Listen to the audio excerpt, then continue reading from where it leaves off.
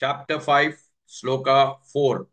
Sankhya Yoga Pritak Balaha. Sankhya Yoga Pritak Balaha. Sankhya Yoga Pritak Balaha.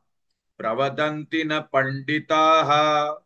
Pravadanti na Panditaha. Pravadanti na Panditaha. Sankhya Yoga Pritak Balaha.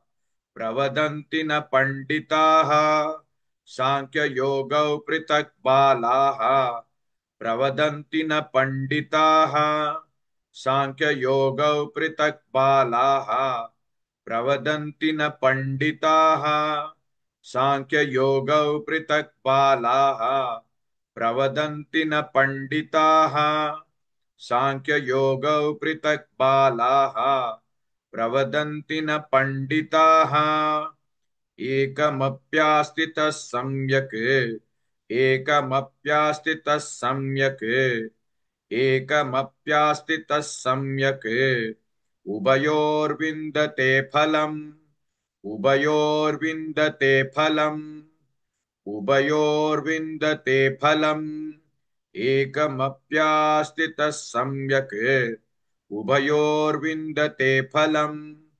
एकमप्यास्थितः सम्यक् उभयोर्विन्दते फलम् एकमप्यास्थितः सम्यक् उभयोर्विन्दते फलम् एकमप्यास्थितः सम्यक् उभयोर्विन्दते फलम् एकमप्यास्थितः सम्यक् उभयोर्विन्दते फलम् सांख्ययोगौ पृथक् बालाः प्रवदन्ति न पंडिताः एकमप्यास्थितः सम्यक् उभयोर्विन्दते फलम्.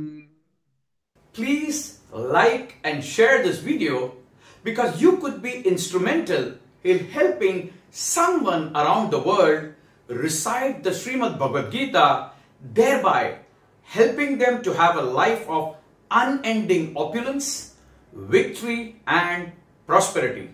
This is mentioned in chapter 18, sloka 78. Yes, don't forget to buy my book, Leadership Can Be Child's Play. Namaste.